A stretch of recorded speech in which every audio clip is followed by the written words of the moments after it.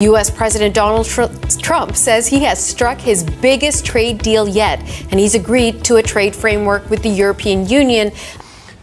We've reached a deal. It's a good deal for everybody, I believe. The United States and the European Union have agreed to a new trade framework. President Donald Trump stood before the cameras, his tone triumphant as he announced what he called his biggest trade deal yet, a sweeping new trade framework with the European Union. "We've reached a deal. It's a good deal for everybody," he declared, unveiling a package centered on a 15% blanket tariff on most European goods entering the United States, with notable exceptions, such as pharmaceuticals.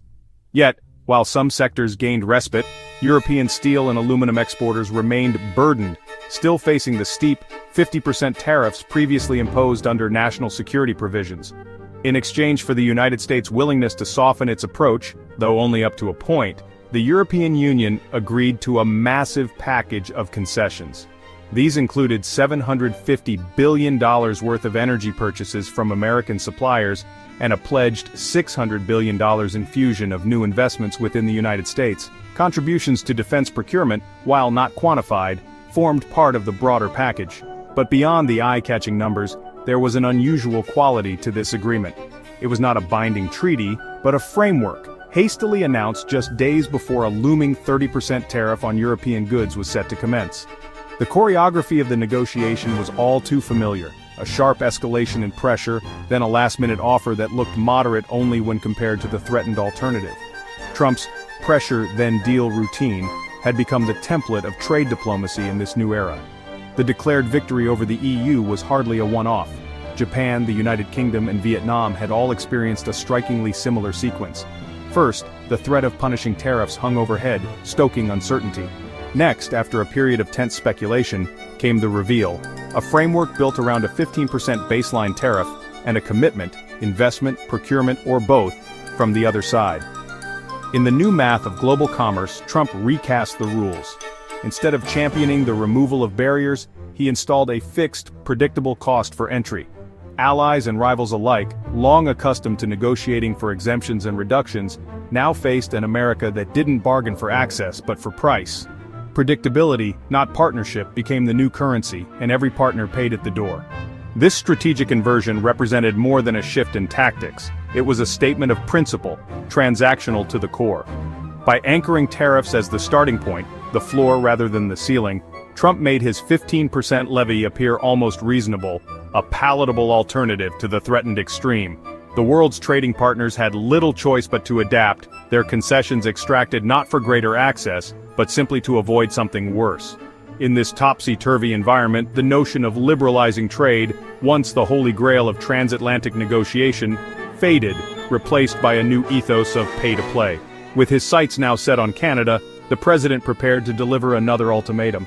A 35% tariff on Canadian goods, scheduled for August 1st, loomed just days away, promising to upend decades of cross-border integration if no agreement materialized. Yet, even as pressure mounted, Canada's response diverged sharply from the EU's. Ottawa understood the political choreography at play and refused to be rushed. Unlike some of America's other partners, Canada held real leverage. More than $1 in investment stakes within the United States, vast entanglements in energy and auto manufacturing chains, and relationships spanning key border states, from Alberta's oil patch to Ontario's assembly lines. These weren't abstract lines on a ledger. They were concrete points of influence, and Canada's leaders understood it. Led by Prime Minister Mark Carney, the mood in Ottawa was cautious rather than panicked, and the message to the public began to shift. Early optimism gave way to realism.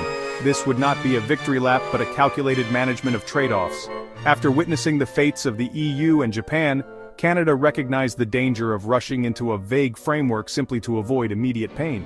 Each previous deal, though hailed as a breakthrough at the moment, had emerged as a compromise forced under threat, the true cost only becoming clear over time. So the Canadian government prepared in its own way, by buying time, not fanciful exemptions, by assessing which industries needed shielding and where offsets were possible. Negotiations proceeded quietly, on Ottawa's timetable, not Washington's. Canada was not resisting the process. Just as crucially, it was not running headlong into it. Instead, federal officials worked with provincial leaders and key sectors, quietly adjusting expectations and reinforcing the idea that no country had emerged unscathed from this process. Baseline tariffs, it seemed, were the new normal, and a quick win could carry the seeds of future regret. Trump's approach was transactional, built on leverage, not on trust. That much was clear. But Carney's government understood that leverage was two-sided. The real challenge wasn't to avoid discomfort, but to hold out for a deal that protected vital sectors: autos, energy, digital trade, and more. In this new order, speed could be a liability. Countries that hesitated risked immediate pain, but those that rushed, Canada reasoned, might find themselves bound by terms they would regret for years. For Ottawa, the calculus was simple. Take the time to sign the right deal, even if it came late. Better to face short-term uncertainty than long-term weakness. As anticipation mounted ahead of the August 1st deadline, the stage was set for a new test of nerves, not just for Trump and his negotiating team, but for America's oldest and closest trading partner. A partner with leverage of its own, and with lessons learned from the sharp edges of a transactional age. In the crescendo of these negotiations, President Trump's bluntness cast a shadow over the proceedings. Just days before his self-imposed August 1st deadline, he shrugged off the urgency of the Canada file, telling reporters that the United States hadn't been focused on its northern neighbor, and even hinted that a deal might not materialize at all. In most contexts, such indifference from a country's largest trading partner would sound like a threat, a final warning before the hammer falls. But to Ottawa's seasoned negotiators, this was something else entirely, a signal, and perhaps even an unexpected advantage. The choreography of high-stakes diplomacy had always featured bluffs and brinksmanship, but Trump's public disinterest revealed impatience, not strategy. And in that impatience, the Canadian government saw room to maneuver. For weeks, the message from Prime Minister Mark Carney and his top lieutenants, Minister Dominic LeBlanc and Ambassador Kirsten Hillman, had been steadfast. Canada would not be bullied into a hasty or lopsided deal. Their refrain to the public, no rush, no bad deal, now found unlikely validation in Trump's own words. As the American president publicly downplayed the need for a deal, Ottawa quietly gained cover. If the talks collapsed, it would be Washington, not Ottawa, seen as the party that walked away. This subtle but important shift transformed the narrative. For perhaps the first time in these contentious negotiations, Canada had secured a communications victory without signing a thing. Trump's remarks undercut his own negotiators, Commerce Secretary Howard Lutnick and U.S. Trade Representative Jameson Greer, both of whom had worked to characterize the talks as productive and forward-moving. Even as LeBlanc spent long hours in Washington forging connections with senators and senior officials, Trump's offhand comment sent a different message to the world. Perhaps in the end, negotiations didn't matter at all. The contradiction inside the U.S. government was now on full display. As American trade officials engaged seriously behind closed doors, their president projected detachment in public. To Ottawa, this was not a moment for frustration but for tactical patience. With the U.S. message fractured, Canadian negotiators could afford to slow-walk the discussions, letting internal confusion erode America's leverage. With every mixed signal from Washington, Canada's ability to hold its line and delay concessions grew stronger. But the lasting consequences of this split may not surface in the next week or even the coming months. They will shape the horizon of North American trade for years to come. Under the USMCA, known in Canada as CUSMA or CUSMA, the arrangement between the US, Canada, and Mexico is subject to a mandatory review every 6 years. The next window arrives in 2026, starting with a Free Trade Commission meeting expected by late 2025. Trump's team has already signaled intentions to use this review to press for changes: stricter rules of origin in manufacturing, tougher immigration clauses, and tighter supply chain controls. Yet if the current round of talks collapses, and especially if the US unilaterally imposes 35% tariffs without a deal, Trump may find his hand weakened at the very moment he hopes to increase pressure. Canada and Mexico will argue, with new evidence, that tariffs as leverage have already failed. The risk for Washington is not merely economic. If Trump enters the 2026 review having defaulted to punishment before negotiation, his leverage may evaporate. He could find himself facing skeptical partners unwilling to bend, diminished by the very tactics he once wielded so effectively. Meanwhile, Canada is not limiting itself to defense and damage control. On a parallel track, it is crafting a proposed security and economic agreement aimed at reinforcing North American defense commitments and establishing firmer rules for regional cooperation. Though this deal remains in early stages, its intent is clear: to give Ottawa a new foundation for future talks, softening the leverage that Washington hopes to wield.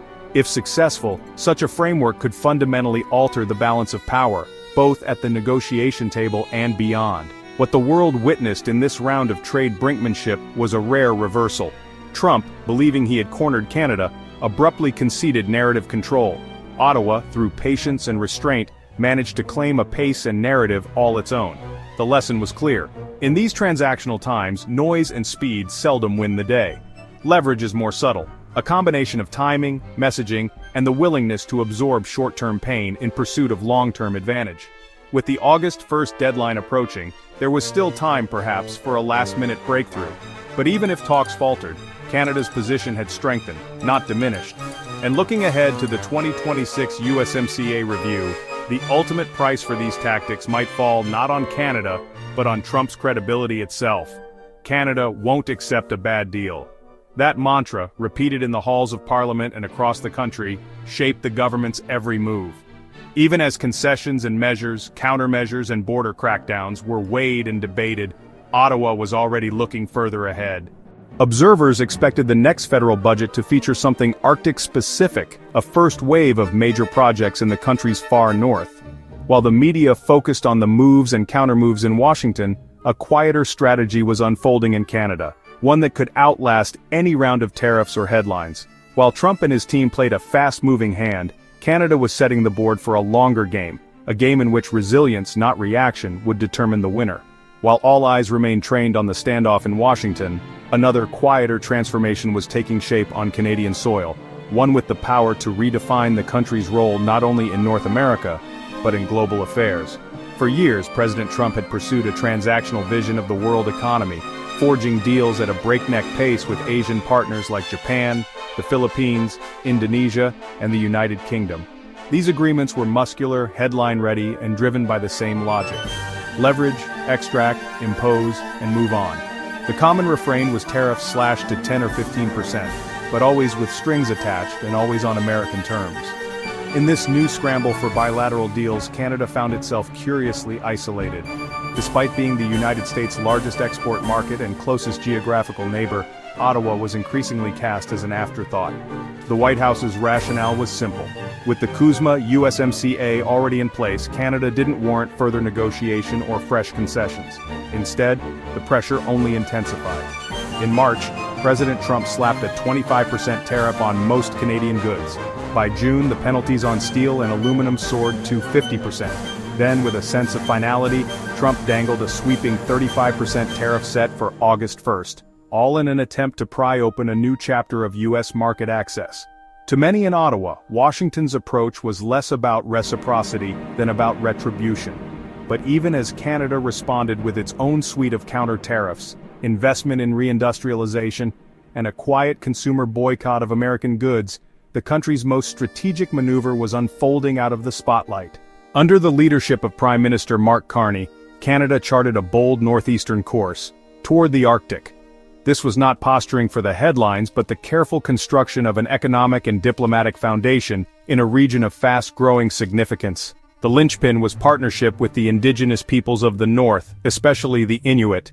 Recent years had seen the passage of Bill C-5, an ambitious legislative package aimed at turbocharging infrastructure and economic development across Inuit territories. But what truly set this effort apart was its philosophy and execution, not simply top-down investment, but co-management and direct Inuit leadership. At the practical level, Canada appointed its first Arctic ambassador drawn from the Inuit community, underscoring its commitment to both Indigenous partnership and Northern priorities. The government opened new consulates in Anchorage and Greenland, strengthening relationships across the polar region, and pledged over $6 billion for critical infrastructure, advanced radar systems, new transport corridors, and clean energy projects. This deployment wasn't just domestic grandstanding. It formed part of a larger strategy to project Canadian influence in a region where Russia was ramping up its military presence and China was maneuvering for economic access. Nowhere was this more consequential than in the scramble for critical minerals. The Arctic's vast reserves of lithium, cobalt, and rare earth elements are essential for everything from electric vehicles to advanced military equipment. As of 2024, the United States still sourced over 90% of its rare earth supply from China, a glaring strategic vulnerability. Canada's move to develop these resources under constitutionally protected Indigenous governance meant that future access would be decided by negotiation, trust, and partnership, not by tariffs or coercion. Any U.S. hopes of tapping these supply chains would require respect for Canada's new northern reality. In this way, Ottawa was not simply responding to Trump's tariffs with tit-for-tat. It was reimagining the very terms of engagement. Betting on internal resilience over fleeting diplomatic wins, Canada invested in the long game, building capacity at home, forging deeper alliances with its own people, and laying foundations in sectors where leverage would last. As Washington raced from one transaction to the next, Canada was raising the stakes for the decades to come. Yet, none of this meant an end to risk. The Northern bet was ambitious, untested, and carried costs and trade-offs of its own, but it was a gamble rooted in history and geography, one that fused the logic of sovereignty, economic security, and Indigenous partnership. Instead of pleading for U.S. concessions, Canada began to shape the conversation, not how much access it could rescue from American tariffs, but how much influence it could marshal on its own terms. In this shifting panorama, the lessons of Trump's trade era came into sharp relief. Deals cut in haste could unravel just as quickly. Leverage was fleeting unless it was fortified by real economic and diplomatic strength. And perhaps most tellingly, countries that adapted not just to Washington's demands, but to their own enduring interests were the ones best positioned to thrive. As summer waned and the latest self-imposed deadlines loomed, a broader truth settled over North America's trade landscape. The patterns of power were changing. For every threat of tariffs or promise of access, there was a corresponding assertion of autonomy, quiet but steady, unfolding not in the glow of press briefings, but in the far reaches of the Arctic, in provincial capitals, and in the growing confidence of a country that refused to be defined by someone else's timetable. If other nations scrambled for U.S. approval, Canada's answer was to build inward strength, to defend what mattered, and to form a deeper partnership with its own people.